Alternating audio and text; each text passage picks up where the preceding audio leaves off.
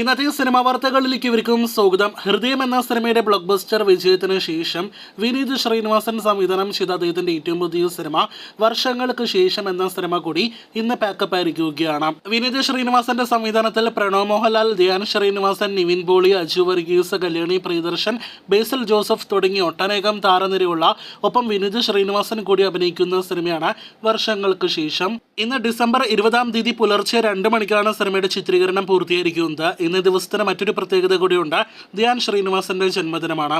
ഏകദേശം 50-ൽ പരം ലൊക്കേഷനുകളിലായിട്ട് വെറും 40 ദിവസങ്ങൾ കൊണ്ടാണ് ഇത്ര വലിയൊരു താരനിരയടങ്ങിയ സിനിമയുടെ ചിത്രീകരണം വിനീത് ശ്രീനിവാസൻ പൂർത്തിയാക്കിയിരിക്കുന്നത്. ഒരുപക്ഷെ സമീപകാലത്ത് ഇത്ര വലിയ താരനിര അടങ്ങിയ സിനിമയുടെ ചിത്രീകരണം 40 ദിവസങ്ങൾ കൊണ്ട് പൂർത്തിയാക്കിയ ചരിത്രമുണ്ടോ എന്ന് സംശയിക്കുന്നു. മെറിലാൻഡ് സിനിമാസ് നിർമ്മിക്കുന്ന സിനിമ 2024 ഏപ്രിൽ മാസം തിയേറ്ററുകളിലേക്ക് എത്തും. ഷൂട്ടിംഗ് പൂർത്തിയാക്കിയ ഇന്ന് തന്നെ സിനിമയുടെ ഫസ്റ്റ് ലുക്ക് പോസ്റ്റർ റിലീസ് ചെയ്യുമെന്ന് വിനീത് അറിയിച്ചിട്ടുണ്ട്. കുറച്ച് മണിക്കൂറുകൾക്കുള്ളിൽ പുറത്തുവരുമെന്നാണ് വിനീത് അറിയിച്ചിരിക്കുന്നത്. സമയം പുറത്തുവിട്ടിട്ടില്ല. ഇന്ന് വൈകിട്ടോടെ നാം പ്രതീക്ഷിക്കുന്നു. കാത്തിരിക്കാം ആ ഫസ്റ്റ് ലുക്ക് കാണുവാനായിട്ട്. അങ്ങനെ ഒരുപാട് നാളുകൾക്ക് ശേഷം ലാലേട്ടന്റെ അടുത്തൊരു സിനിമ കൂടി തിയേറ്ററുകളിലേക്ക് എത്തുകയാണല്ലോ.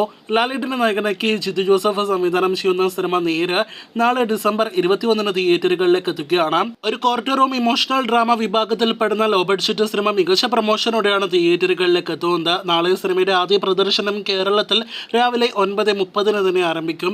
ഇതിനിടയിൽ കഴിഞ്ഞ ഒരുപാട് നാളുകളായിട്ട് നാം കേൾക്കാത്ത ഒരു തിരക്കഥ മോഷണം സിനിമയ്ക്കെതിരെ ഇന്നലെ രാത്രിയോടെ ഉയർന്നിരുന്നു. ഒരു സ്ക്രിപ്റ്റ് റൈറ്ററാണ് സിനിമയ്ക്കെതിരെ തിരക്കഥ മോഷണവുമായിട്ട് ഹൈക്കോടതിയിൽ ഒരു കേസ് ഫയൽ ചെയ്തിരിക്കുന്നത്. 3 വർഷങ്ങൾക്ക് മുന്നേ ജിത്തുവിനെയും ഒപ്പം തന്നെ ശാന്തിമായ ദേവിയെയും തന്റെ ഒരു തിരക്കഥ ഏൽപ്പിച്ചിരുന്നുവെന്നും ആ തിരക്കഥയിൽ നിന്ന് പിന്നീട് തന്നെ ഒഴിവാക്കി ഇപ്പോഴത്തെ നേര് എന്ന സിനിമ നിർമ്മിച്ച് അത് നാളെ റിലീസ് ചെയ്യാനായിട്ട് തയ്യാറെടുക്കുകയാണ്. സിനിമയ്ക്ക് സ്റ്റേ അനുവദിക്കണമെന്ന് പറഞ്ഞുകൊണ്ടാണ് ഹൈക്കോടതിയിൽ ഒരു കേസ് ഹർജിക്കാരൻ ഫയൽ ചെയ്തിരിക്കുന്നത്.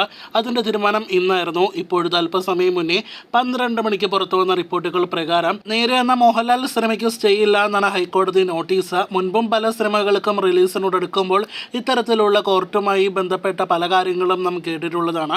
അത്തരത്തിലൊന്നായിട്ട് നേരിന്റെ ഈ പ്രശ്നത്തെയും കാണാം.